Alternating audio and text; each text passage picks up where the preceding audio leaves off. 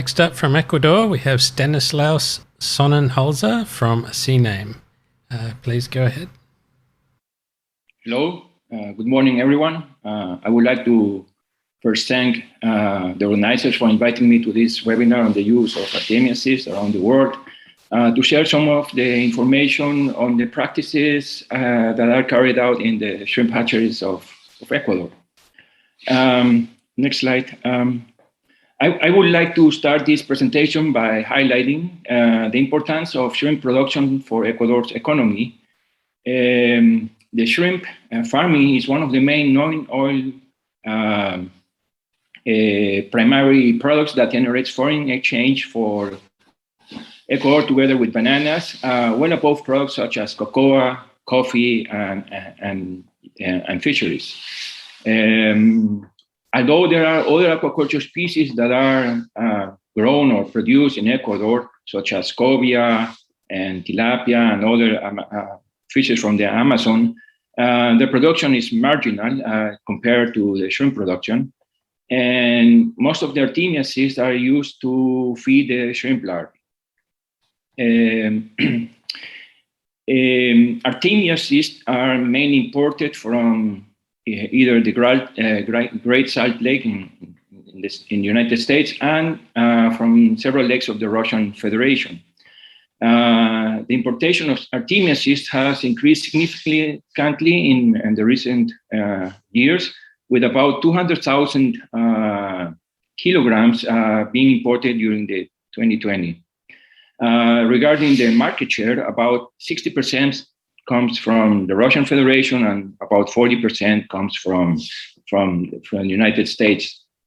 The Undersecretary of Aquaculture of Ecuador has registered about 386 shrimp hatcheries.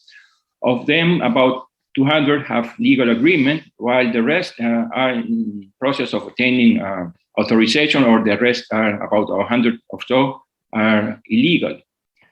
It's estimated about the production of about 80 billion post-larvae to seed about 218,000 shrimp production hectares. Next slide, please. In the following slides, I'm just going to briefly present you some of the most common practices in shrimp hatcheries of Ecuador for decapsulation, incubation, harvest, disinfection, and storage of Artemia cysts. Next slide, please. With regard to incubation, I have to say that about most of the Artemia cysts are decapsulated. We estimate about 98 of the hatcheries use decapsulated cysts for feeding their shrimp larvae, and maybe less than 2% use direct incubation. Next slide, please. For the decapsulation, they use usually commercial available chemicals, commercial bleach, and sodium peroxide, 50% about active ingredient. To handle those chemicals, they usually the workers they don't use or handle the chemicals with any protection. Usually either mask or gloves. So it's very rare to see them handling these chemicals in the hatcheries. During the process, they usually don't measure the chlorine activity, and the way they monitor the decapsulation, usually they don't do it. They just see a change in color from the brownish to reddish, and that's the way they stop when they start to washing out the different cysts, the cyst. They usually they don't, after that they don't neutralize the chlorine, and the effluents that are during the washing are directly washed out into the drainage. You can see doing this process either indoor or outdoor. You can see a couple of pictures over there where they do the hydration, and then they use the. I have two. Yes, next slide, please. Two videos. You can play them. where you can see where they have to prepare all these tanks, and then they have the solutions, the chemicals, and they apply it to the hydrated cyst, and then they start doing the washing in this type of system. No? And as you can see, they just wash out everything on the floor. With regard to the incubation, we have different types of tanks. They do it in different types of tanks. They can be rectangular concrete or fiberglass tanks. Usually the volume is about between 500 liters to 1 ton tanks, mostly conical. So you can see in this picture the different settings that we can find in our hatcheries. Next slide, please.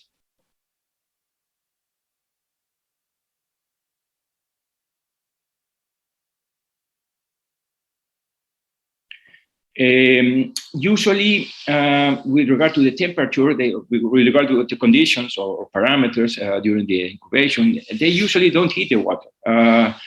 They use temperature, ambient temperature. So the temperature may change according to the season between 23 to 33 degrees centigrade. Usually the salinity is full strength seawater, what they collect from the sea. They use illumination, usually those LED lights that have more than 2,000 lux. The pH of the seawater is between 7.5 to 8.1 pH. They usually don't use any type of sodium, bicarbonate to raise the pH. They use usually oxygen. No? They don't monitor the oxygen, just full mixing with the air stones. They usually use cyst density of 1 gram per liter instead of 2 grams per liter, which is usually recommended by most of the textbooks. And as I mentioned, the tanks can be cylindrical, but either with conical bottom or flat bottom. No? And incubation is usually performed between 24 to 36 hours. Next slide, please.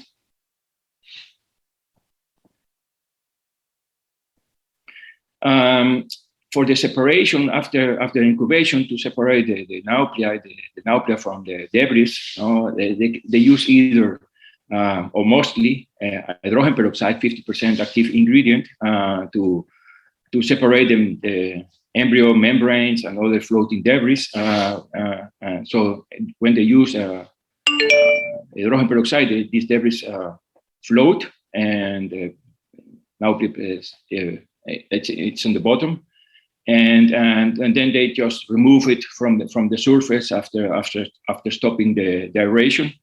And when they use some use also brine solution, and the process is inverted, so the nauplia floats and the debris sinks. And that can be only, and then they remove it by opening the valve and removing the bottom debris. Next slide, please. During the harvesting, usually nauplia are directly collected from the hatching, 200 screen mesh, usually on the floor. They don't use any water bed. And sometimes they use, I would say mostly they disinfect it either with formol or hydrogen peroxide at 50%. There's a small video that can how it's performed of one of those hatcheries. So it's directly collected from the hatching tanks into these meshes. Next slide, please. And yes, as I saw also in other countries, they also mostly they kill or inactivate the nauplia after harvesting. They do it both. Some put it in these plastic bags after waiting. Usually they are 1 kilo bags, and they either put it in the freezer for its further use, and some kill the nauplia or inactivate it by dipping them into hot water or boiling water. So there is also to end a small video of, you can see how it's done. They have these pots, boil the water, and then they put the Artemia bags They leave it there for 5 to 10 minutes. There's no control. They just assume that they're dead after that dipping, and then they freeze it and for further use. That's a common practice down here in the shrimp farms, in the shrimp hatcheries, I'm sorry. Okay, that's it. Thank you for your attention. We'll thank Maria Lourdes Cobo for helping me in this presentation.